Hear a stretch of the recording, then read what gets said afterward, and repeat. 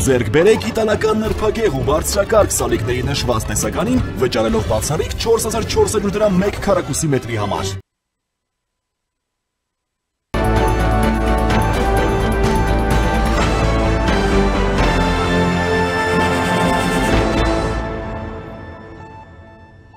Բարև ձեզ, դուք դիտում եք առաջին լրատվականը, ես Սիրանույշ Պապյանն եմ։ Նախորդին ավերիչ պտտահողմը հսկայական վնասներ է հասցրել Ապարանում, Արտիկում և Գյումրիում։ Հունիսի 15-ին ժամը 16:10-ից սկսած Արագածոտնի մարզային ճգնաժամային կառավարման կենտրոն բազմաթիվ ահազանգեր են ստացվել, որ Ապարան քաղաքի և Լուսագյուղ գյուղի տարբեր հասցեներում գրանցվել են ուժեղ քամու վերաբերյալ ահազանգեր, վնասվել են շենք շինությունների տանիքներ, ավտոմեքենաներ և տապալվել են ծառեր։ Ապարանում պտտահողմի հետևանքով առաջացած ավերածությունները մեծ են, վնասվել են բնակելի տներ, խանութներ, շենքերի տանիքներ ու ապակիներ, մարդատար ու բեռնատար մեքենաներ։ Նախնական տվյալներով կա 4 տուժած։ Եվ այս պահին զրուցելու եմ իրազեկ ու պաշտպանված Պարող հասարակական կազմակերպության նախագահ Բաբկեն Պիպոյանի հետ։ Պարոն Պիպոյան, բարև ձեզ, շնորհակալ եմ միանալու համար։ Բարև ձեզ։ Եվ այսպես, պարոն Պիպոյան, նախորդին տեղի ունեցած ավերիչ պտտահողմին անդրադառնալով, ինչու չեն աշխատել կանխարգելիչ մեխանիզմները, անփութություն, թե ձեր գնահատականը համեցեք։ Գիտեք, թերևս սա այն դեպքերից է, երբ որ ես կդժվարանամ պատասխանել այդ հարցին, ինչի որովհետև աշխարհի ոչ մի երկրում բնական աղետներից 100%-ով պաշտպանվածություն չկա։ Այլ հարց է, թե պետությունը կամ համայնքը առանձին այդ աղետին ոնց է արձագանքում։ Պատկերացրեցիք, ցավոք սրտի մեր իրականության մեջ մենք բնական աղետներին արձագանքում ենք հետևյալ տրամաբանությամբ։ Դեպքը եղավ, մի հատ արագ հասկանանք ինչ ա եղել, արագ ասենք, որ պետությունը ամեն ինչը հաշվառել է, հետո մի հատ էլ հայտարարություն կտարածի, որ իր հնարավորությունների սահմանում ամեն ինչը կփորձի փոխհատուցել, իհարկե բնականաբար ամբողջը չէ փոխհատուցի, իսկ թե ինչը չաշխատեց, դրա կանխարգելելու համար ինչեր արված, կամ արված էր թե չէր արված, այս առանցքային հարցերը մնում են երկրորդ պլան։ Ինչի եմ ասում պտտահողմի հետ կապված մի քիչ խնդիր է, որովհետև պետք դրա հետ կապված ճշգրիտ գնահատական երբ կարող ենք տալ, երբ որ կանխատեսելիության հետ կապված պատկան կառույցները գնահատական տան, թե օրինակ որտեղից ինչ կար եւ ինչ ժամով, ինչ արագությամբ էր կարելի այս ամեն ինչը ճշգրիտ գնահատել, որքան է հնարավոր իրազեկում անել, այս իմաստով, որից հետո նոր ասենք, թե ինչը արեցին եւ ինչը չարեցին։ Եվ ի վերջո, եթե մենք բարձվի, որ չունենք ռեսուրս գնահատելու, օրինակ 25 րոպե հետո կամ մի ժամ հետո sense բան աստեղ սպասվում, այդ մենք չունենք, թե դեռևս մնացած երկրները չունեն, ինչի եմ ասում, որովհետև ամենազարգացած երկրում էլ կարող է որտեղ պտտահողմ լինի եւ շատ բացասական ազդեցություններ ունենա եւ բնականաբար հասկանում ենք, որ դա բնական աղետ էր, որի դեմ պետությունը անզոր էր։ Իսկ պետությունն անզոր էր, թե անզոր չէր, սրա հետ կապված խորն ավելի պետք ուսումնասիրել եւ եզրահանգումներ անել պատշաճ գնահատականից հետո։ Օրինակ, եթե մենք քննարկեինք նույն կարկուտի հետևանքներ, մենք բնականաբար կհասկանանք եւ ճշգրիտ կասենք, որ միանշանակ խաղում ենք այստեղ, ինչի որովհետեւ կայաններն են վատ աշխատում, ուշ են արձագանքում, ի վերջո ագրարային այնպիսի քաղաքականություն չի վարվում, որ սրա ռիսկերը գնահատվի, բազմաթիվ են, եթե սենց առանց ընդհատելու խոսեմ, հնարավոր է մի ժամ խոսեմ, բայց ճիշտ կլինի ավելի առարկայական գանք։ Տեսեք, աղետի վերացման ուղղությամբ ինչ աշխատանքներ ձեր գնահատմամբ պիտի կատարվեն կամ կատարվում են թե ոչ, մենք տեսանք Ապարանի քաղաքապետն էր խոսել, որ փորձում են օրինակ գազի եւ էլեկտրաէներգիայի հետ կապված խնդիրները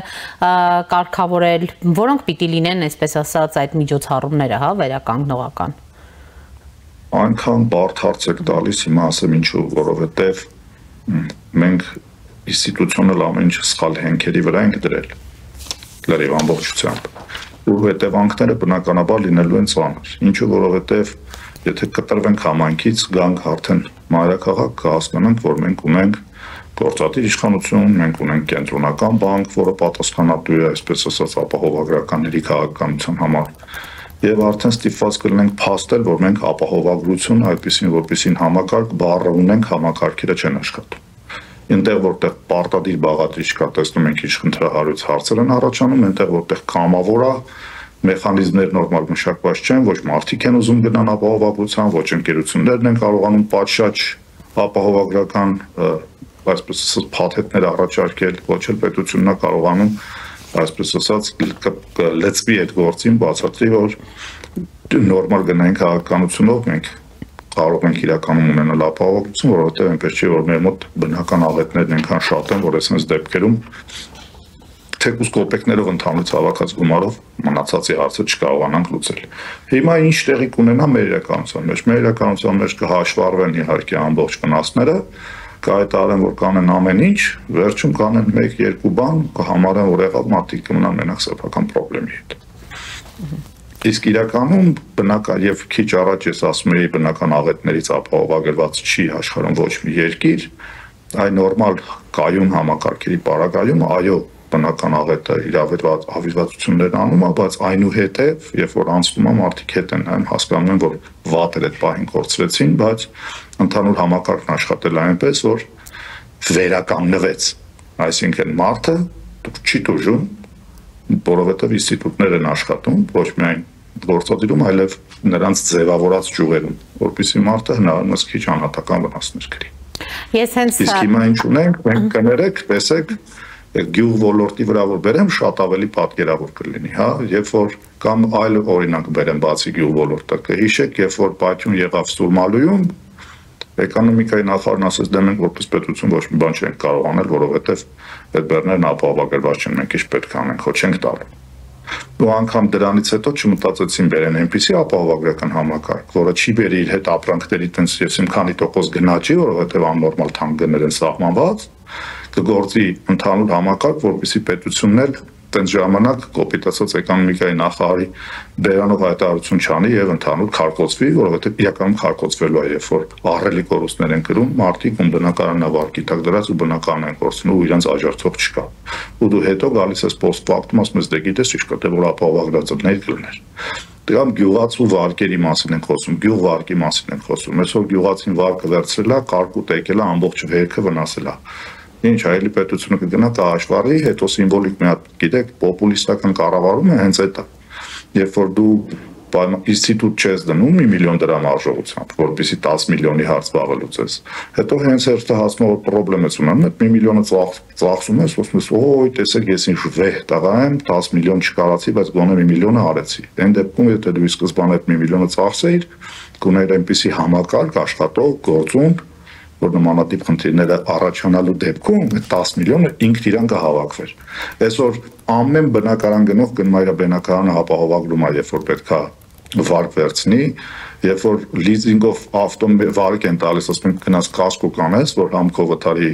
ժամանակ խնդիր լինի համեն, բայց հենց այդ ասում է գյուղ վարկին ապրանքի հետ կապված պետությունը չի կարողացել այնպես անի, որ նորմալ ապահովագրական ծառայություն լինի պատշաճ գներով հասանելի եւ նաեւ պատշաճ փոխհատուցում տա եւ այն ժամանակահատվածում որ պետության կողմից ստանձնած կարկտային կայանների վատ աշխատանքը բերում է վատ հետևանքների աղետ բամնացած Տեսեք, պարոն Պիպոյան, երբ խոսում եմ ընդհանրապես երբ հարցրեցի կանխարգելի ինչ միջոցառումներ կարող են լինել, տեսեք, երբ օրինակ կարկուտ է լինում, մենք հաճախ նույնիսկ SMS հաղորդագրությունների միջոցով ենք ստանում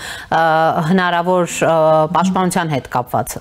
Տվյալ դեպքում օրինակ, երբ ուժգին քամու մասին գոնե արդեն այսպես տեղեկացվել էր, ինչ պիտի անեին այդ ընդհանրապես պետության համապատասխան մարմինները, ենթակառուցվածքները, քաղաքացիներին, գյուղաբնակներին, հա, տեղեկացնելու, որպեսզի այսպես վնասի չափը այսքան մեծ չլիներ։ Մարդիկ փաստորեն սկսած մեքենայից, ապակուց մեծ այսպես կորուստներ են ունեցել։ Կանխատեսելի միջավայր ստեղծել եւ աշխատել, թե չէ, եթե հույսը դնես այդ պահին անելու վրա չես կարող անել, ինչու որովհետեւ դու այդ պահին ճգնաժամային կառավարում ես, դու նախապես պետք է ունենաս ճգնաժամային կառավարման պլան եւ գործես ճգնաժամային կառավարման պլանից ելնելով, երբ որ դու պլանը չես կազմում, բնականաբար այդ պահին ինչ հասցնես, այդ ես անելու։ Պատկերացրեցիք, չէ՞ ինչի մասին եմ խոսում, հետո վերջում կհելնեն, կհայտարարեն, կասեն, վայ, տեսեք, ես արեցինք, ես մեր հարածը չեք տեսնում, չարածն եք տեսնում։ Այո, տեսնում ենք չարածը նաև, ինչի ենք տեսնում, որովհետև ի սկզբանե պետք է հասկանալ պայմանական։ Եթե օրինակ լինի նման բան, ինչ տեղի կունենա։ Մոտավորապես ունենալ գուշակություններ, ենթադրություններ հնարավոր ելքերի հետ կապված։ Դրանից ելնելով մշակել պաշտպանման պլան։ Օրինակ, գիտենք, որ ստեղ ունենք մի բան, որը ուժեղ քամու պարագան կփոխվի։ Մենք այո չենք կարող ենթադրենք չենք կարող այնպես անել, որ սա չփոխվի, բայց կարող ենք չէ այնպես անել, որ հաշվի առնելով որ սա ռիսկային է, առնվազն քամուց առաջ տեղեկացնենք, որ այս հարակից տարածքում ոչ մի բան, որ այն փոխվի ինքնուրույն դրա վրա չունենա։ Երբ որ դու ի սկզբանե սա չես անում, պլանավորում չես անում, վատ բանի կանխատեսում չես անում, հնարավոր ելքեր չես ունենում, բնականաբար միջոցառումների ծրագիրել չես ունենում, գնահատականներ չեն տալի, ասում են դե այս ենք արել հերիքը։ Մենակ այն որ պլան չկա, արդեն բարձր որ չի արվում։ Ընդ որում ոչ միայն համայնքային պետք է լիներ, այլև համայնքային պլանն էլ ընդհանուր պլանից պետք է բխեր։ Բոլորի համար, բոլոր իրավիճակներում կանխատեսելի հնարավոր ելքերով եւ վարքագծով։ Ինչպես է որ գիտենք, չէ, երբ որ հրդեհ լինում, պետք է մեքենան մոտենա եւ այդ հրդեհը հանգցնի։ Ինչպես է որ մարդը գիտի, որ պետք է զանգի։ Ինչպես է որ ասպետ կարկուտը սպասվում, պետք է նախապես տեղեկացվեն։ Այդ նույն աշխատանքները կանխարգելիչ պետք է անեն, եթե կանխատեսում են առաջիկայում։ Ավելն ասեմ, կհիշեք մի քանի տարի առաջ երկու, եթե չեմ սխալվում, գետը վարարեց, բայց չէր կանխատեսվել վարարում։ Եթե իրականում պատշաճ միջոցառումներ իրականացվեին, կանխարգելիչ մենք նման հետևանքներ կունենայինք, իհարկե չէինք։ Պարոն Պիպոյան, տեսեք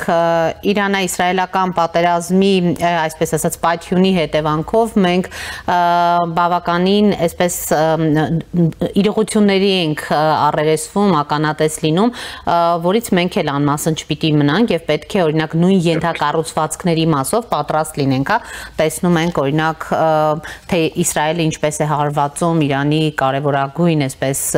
նույն ենթակառուցվածքներին, սկսած կոյուղու եւ այլն եւ թե ինչպիսի իրավիճակ է ստեղծում։ Ընդհանրապես մենք այս առումով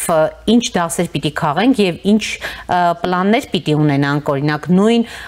ապաստարանների հետ կապված, որովհետեւ ակնհայտ է, Իսրայելի կրած վնասները, զոհերի թիվը, Իրանի կրածը անհամեմատելի են, անգամ դրանք։ Այս դեպքում մենք ինչ պիտի անենք նույն ենթակառուցվածքների ուժեղացման, ամրապնդման աշխատանքների առումով նույն ապաստարանների, որովհետև եթե հիշում եք պատերազմից հետո մի պահ խոսում էին նկուղների, այսպես ասած ազատականացման, ապաստարաններ ստեղծելու հետ կապված, հետո պարզվեց բոլոր նկուղները սեփականաշնորհված են։ Տեսեք, այդ նույն տրամաբանությամբ հայտարարությունների մակարդակի եթե գանք, ասում են, որ դպրոցներում էլ պարտադիր պետք է լինի ապաստարան, նոր դպրոցները որ սարքում ենք, նաև այդ հաշվի ենք առնում եւ սարքում ենք։ Արդյոք սա բավարար չի միանշանակ ինչի, որովհետեւ պարզապես վերցրեք նայեք նույն Երևան քաղաքում մարդիկ ծանոթվել են, որ եթե մի բան լինի ուր են գնալու, այդ ուր գնալը տեսեք մարդուն ինչ համարում են, կպաշտպանվածա թե ոչ։ Սա մեկ, երկրորդը դուք հիմա հիշում եք Իրано-իսրայելական պատերազմը, ես առաջի իսկ օրը հիշեցի այլ բան։ Երբ 44-օրյա պատերազմի ընթացքում մի օր անօթաչու թռչող սարքեր եկել Հայաստանի Հանրապետության տարածք, հիշեք Աբովյանի հատվածում հոպը աշխատեց եւ կարողացավ չեզոքացնել վտանգը, դուք ընդհանրապես ոչնչացված խնդրում եմ ֆիքսեք։ Ոչ թե հարված կատարած, այլ նպատակակետին չհասած։ Դրոնի հետևից պայթյունից ինչ հիստերիկա, պանիկա, խուճապեր հայկական սոցիալական ցանցեր։ Դե հիմա ես ձեզ պետք է խնդրեմ, արդեն անցել է 5 տարի։ 5 տարվա մեջ ցույց տաք մի հատ քարոզչական նյութ, մի հատ տեղեկատվական նյութ, որ նման դեպքերում ոչ թե պանիկա են անում, այլ ինչ են իմանում, ինչ անել։ Ելեմ կրկնում, հոպը աշխատելա, դրոնը տեղ չի ասել, ընդհանրապես դրոնը ընկելա հոպի հարվածից հետո։ Ու ինչ խուճապ էր արդեն։ Բոլորը արդեն բան էին, պատերազմ եկել էր Հայաստան։ Դե հիմա ցույց տվեք մի հատ քարոզչական նյութ, թե ինչա պետք իմանալ, որ դեպքում ինչպես բարվել եւ որ ամենակարևորն է։ Հատկապես այն դեպքում, երբ որ գիտես հոպը աշխատել, պետք է խուճապի չմատնվես, գոնե խուճապի մասին սկսի մտածել այն ժամանակ, երբ որ հոպը չի աշխատել։ Հետո 6 տարի հետո Աստված մի արա ասե որ լինի։ Նոր հիշելու ենք, չէ՞ նման բաները, բայց երբ որ քիչ առաջ ասում էի պետք է իմանալ, մեր աչքի առաջ է 44-օրյան։ Մեր աչքի առաջ է դրոնը եւ մեր աչքի առաջ է 5 տարի չարած ոչինչը։ Պարզապես գտեք մեկ տեղեկատվական նյութ, չեք գտնի չկա, հատուկ նայել։ Ըստ էության, պարոն Պիպոյան, ոչ երկրաշարժից, ոչ բնական այսպես աղետներից, ոչ պատերազմներից մենք ապահովագրված չենք, բայց դրա համար պատշաճ աշխատանք չի տարվում։ Դուք բերեցիք հենց 44-օրյա պատերազմը եւ անցած 5 տարիները։ Նաև որ այս ուղղությամբ պիտի արվեր ստրատեգիական պլանավորում եւ ճգնաժամային կառավարում, որը բխում է ստրատեգիական պլանավորումից, որտեղ կանխատեսված են տեսական հնարավոր տարբեր ելքեր։ Մենք անընդհատ ճգնանում ենք, ֆորս մաժորում ենք։ Եթե դուք նայեք մեր անքաղաքական հասարակական օրակարգը, կտեսնեք, որ անընդհատ ճգնաժամային կառավարում է։ Ոչ թե ստրատեգիական, տպավորությունն է, որ մենք անգամ ստրատեգիա մշակելու ժամանակ չունենք, որովհետև ամեն օր ֆորս մաժորի մեջ ենք։ Որը մի բան տեղի ունեն եւ ավելին հայ հասարակական հետ տրամադրությունները ժամանակակից կանք, սոցիալական ցանցեր, այսպես ասած բոլորը մեդիա տրանսլյատոր են, հա, այդպեսին որպեսին, որովհետև ամեն մեկն ունի իր պլատֆորմը, որտեղ ազատ տեղեկատվություն է գեներացնում եւ խոսքի ազատությունը շատ լավ բան, բայց այդ ամեն ինչը տեղի ունենում նույն իրականության մեջ, որտեղ ոչ թե քարոզչություն է գնում պատշաճ տեղեկատվություն ունենալու, այլ մրցակցություն է գնում պոպուլյար տեղեկատվություն տարածելու։ Իսկ երբ որ գործադիրը հավասարակշռված տեղեկատվություն տարածելու փոխարեն սկսում է պոպուլյար տեղեկատվություն տարածել, որը ստրատեգիական պլանի մաս երբեք չի կարող կազմել, որովհետև կամայական պոպուլյար բան, հա, այդ մրցակցություն ինքը իր մեջ պոպուլիստական տարեր է պարունակում, ինչը միանշանակորեն ստրատեգիական թեմայի մեջ մի վատ ազդեցություն ունեն, որովհետև բարդ որոշումները միշտ չի որ հաճո են, ավելին հիմնականում ոչ այնքան ականջահաճո են, եւ շատ քչերին է դուր գալիս, բայց ինչ որ բաներ կա, որ պետք է։ Պարոն Պիպոյան, տեսեք, որոնք պիտի լինեն նաև հենց մեր աչքի առաջ, հա, այս պայթած պատերազմից դասեր քաղելը, որ դասերը պիտի, այսպես ասած, ավելի սերտենք, օրինակ, ինչ ունենք սովորելու Իսրայելից այս առումով։ Ոչ միայն Իսրայելից ունենք, Իրանից էլ ունենք սովորելու եւ ավելին ասեմ, ինքներս մեզնից ունենք սովորելու, որ մեկ ավելի լավ է ոչ թե պարզապես տեքստեր լսենք, այլ մտածենք։ Շատ լավ է, որ գործադիրը առավոտից երեկո ասում է խաղաղություն խաչմերու, խաղաղություն լինելու է, մենք այդ պայմանագիրը ստորագրելու ենք։ Շատ լավ է, թող ասի։ Շատ լավ է, թող կարծի։ Եվ աստվածտա խաղաղություն լինի։ Բայց այդ անընդհատ դե տեսեք մենք անելու ենք քաղաքական տեքստերի հետ պետք է ասի, բայց իմացեք ժողովուրդ ջան, որ եթե չլինի, հապա երբ որ պետությունը մենակ ինքը քարոզչություն է անում այն ուղղության վրա, որ ուղղությամբ որ ուզում է լինի իր ցանկությունների եւ ոչ թե տեսական ելքերի, մենք չենք կարող բան ունենալ։ Գիտեք, որովհետեւ որքան ուզում է Հայաստանի Հանրապետության քաղաքացիները ցանկանան, եթե 2.400.000 մարդ որոշի զբաղվի Հայաստանի Հանրապետության կրթության հարցերով, եթե կրթության նախարարությունը չզբաղվի, Հայաստանում կրթության հարցը կմնա բաց։ Ինչ որ թեմաներ կա, որը գործադիրը պետք է անի, փորձագիտական հանրույթը, սրտացավ անձիկ, որևէ կերպ չեն կարող անել։ Գործադիրը պետք է այս բանին լծվի մի գործի եւ հասկանա այդ գործը, որ չի կարելի ունենալ քաղաքական կուրս, բայց այլ հնարավոր երկի հետ կապված նույն հավասար աշխատանքը չկատարել հասարակության հետ, ինչպես արվում է այնտեղ, որտեղ շատ հեշտ է գործը։ Հա հեշտ ասում ես խաղաղություն ունենալ, ինչ պատերազմի պատրաստվել, մենք պատերազմի չենք պատրաստվում, եւ քո էլեկտորատն ասում է շատ նորմալ է խաղաղություն ունենալ, բախի պատերազմի պատրաստվում։ Ըստ էության հասկանաս, իսկ եթե դա չստացվի, հասարակությունը պետք է պատրաստ լինի, թե չէ, շատ լավ է, որ դուք ասում եք անկախ ամեն ինչից որ մենք ձեռքերներս սալած նստած չենք, մենք գնում ենք զենք ենք առնում, ապրեք որ առնում ենք։ Բայց այդ հասարակությունը այդ պատերազմում անելիք չունի։ Եթե դու մենակ քո գնում ես զենք ես առնում ու հասարակական աշխատանքը չես կատարում, հասարակության հետ աշխատում ես մենակ խաղաղության թեզի վրա, դա նշանակում է ասված մի արա ասեի դեպքում քո հասարակությունը պատրաստ չի լինելու հասարակական ճիշտ վարքագիծ դրսևորի, այդ թվում տեղեկատվական դաշտում, այդ թվում սեփական վարքագծում եւ այլն։ Ընդամենը նայեք կազմակերպված եւ ոչ կազմակերպված երկրներում նույն բալի երկրաշարժ երբ որ լինում է, որտեղ ինչ հետևանք ունեն։ Ուրիշ ոչինչ չեմ ասի, ավելի լավ օրինակ թե նույն ասենք 6 կամ 7 բալոնից երկրաշարժը երկրներում, որոնք պատրաստված են եւ երկրներում, որտեղ պատրաստված չեն, ինչ հետևանքներ ունեն։ Եվ ընդհանրապես կտեսնեք թե ինչքան կարևոր է այս իրազեկվածությունը պատշաճ քաղաքացիական վարքի դրսևորումը։ Այսինքն առաջին երկրաշարժի ժամանակ ոնց պահում ես, դուք պատկերացնում եք դրոնի ժամանակ ոնց ենք պահելու ես։ Եթե դու չունես տեսանյութ, դու չունես իրազեկման աշխատանք քաղաքացիների հետ, դու մտածում ես, վայ, եթե ես հիմա մի հատ հոլովակ նկարեմ, ասեմ Աստված մի արասցե, ժողովուրդ ջան, իմացեք, եթե սենց եք պահում, հասարակությունը կմտածի, կարող ենք դեպի խաղաղություն չենք գնում, սյոշը կռիվա լինելու, արեք այս կարևոր գործը չանենք, որովհետև ժողովուրդը կարող է մտածի, որ մեր բռնած քաղաքական կուրսը սխալ է։ Երբ որ դու պոպուլիստական եւ պոպուլյար այսպես ասեմ, ականջը հաջող վիճակով ես որոշում պետական քաղաքական կուրս վարես, միանշանակ այդ Աստված չանին ունենալու իր հետևանքը։ Անընդհատ թող ես ու դուք հիմա դրա մասին խոսենք, բան չի փոխվի։ Եթե իհարկե մեր զրույցը իրենք չգասեն ու չփոխեն։ Պարոն Պիպոյան, տեսեք, այսինքն առաջին հերթին, որ գործադիրը պետք է զբաղվի, դա հասարակությանը իրազեկելն է բոլոր ցանկացած ոլորտներում, տվյալ ոլորտին առնչվող այսպես բացերը, խնդիրները վերհանելով։ Ավելի կարևոր է, մինչև իրազեկելը պետք է անի պատշաճ հաշվառում տեսական ելքերով խնդիրների։ Պատշաճ գիտական նաև չափում եւ գնահատում իրականացնի, որից հետո ունենա ստրատեգիա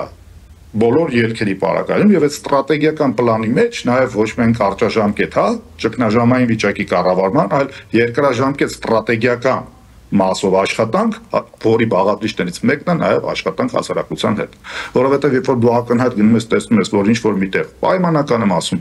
շատ մեծ արևային կայան է դրված, պանելներ են շարված, ընդ որում եթե քամիգը առաջինը դրան է արվածելու, դու պետք է ի սկզբանե մտածես այդ կայանը ինչ-որ տեղափոխում անես, ինչ-որ հատուցում տաս անգամ եթե սեփական տարածքի վրա, որովհետև հարակից տարածքում պաշտպանություն չես կարողանալու կազմակերպել, եթե դա փոխվի։ Իսկ ամբությունը ինչ-որ պահից սկսած չի դիմանալու։ Երբ որ դու ես սաղ աշխատանքները կանես, հետո սկսես քաղաքացիների հետ աշխատել, ասես, բայց գիտեք, եթե հանկարծ լինի, այն մեկը չենք անել, դրա տակ էլ պետք է չլինեք, որ հանկարծ sense բան չլինի։ Հիմա երբ որ աշխատանքը ստրատեգիական, այդ մոտավորապես նման է հետևյալի։ Մենք չունենք դիպլոմային աշխատանք, բայց մտածում ենք դիպլոմային աշխատանքը պաշտպանելու մասին։ Կամ մտածում ենք դիպլոմայինի պաշտպանության ժամանակ, եթե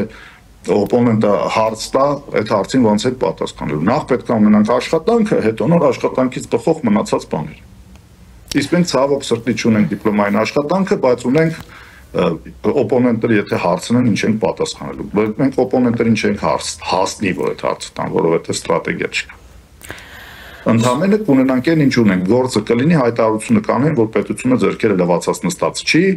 պայթյունալինում ճամբարակում մենք գնացել էինք եւ փլատակների տակից մարդ ենք հանում։ Ոչ մեկ չի ասի, իսկ այդ պայթյունը որ եղավ վերջի անգամ այդ շենքի տեխնիկական անվտանգությունը երբ էր մոնիտորինգ արվել, որ եթե ինչ-որ մեկի տանը լիներ ինչ-որ բան, այդ ծավալը պետք է լիներ, թե ավելի քիչ ծավալ։ Կարող է պարզվի, որ շատ լավ ենք բրծել, կներեք, բայց դու պետք է չափած ունենաս, որ եթե այն աշխատանքը նախապես արած չլիներ, 3 տուն չէր լինի, կլիներ 13 տուն, այսինքն ես կախարգելել եմ, ոչ թե անգործության եմ եղել մատնված, դրա համար ա եղել 3 տուն։ Սրա մասին լսել եք, չենք լսել։ Կարկուտայք է, շատ վատ է, կարկուտային կայանը աշխատելա չի հասցրել։ Եթե աշխատելա, որ չի աշխատել, դա նանից է, որ մենք այս չափի կարկուտ 200 տարին մեկ ենք պլանավորել, էս եղավ, թե մենք ենթադրում ենք, որ ամեն տարի կարող է, բայց կայանի հզորությունը սխալ ենք չափել, չաշխատեց։ Թե ինտերնետի խնդիր ունեցան, կայանը չաշխատեց։ Այնքան հնարավոր տարբեր ելքեր կա, որ մենակ կներեք, բայց գործից չհասկացողը կարա իրան իրավունք վերապահի ճշգրիտ եւ միանշանակ պնդում անել, բայց այն որ ելակետային տվյալները բացակայում են, դա արդեն նշանակում է, որ դրա պատասխանատուները թերանում են։ Ընդ որում թերանում են ոչ միայն բացահայտելու, այլ նաեւ հաղորդակցվելու եւ այդ հասարակության հետ հետադարձ շղթան կտրելու համար։ Շնորհակալ եմ, պարոն Պիպոյան, զրույցի համար։ Ձեր շնորհակալություն։ Հիշեցնեմ, զրուցում է իրազեկ եւ պաշտպանված Պարող հասարակական կազմակերպության նախագահ Բաբկեն Պիպոյանի հետ։ Կհանդիպենք։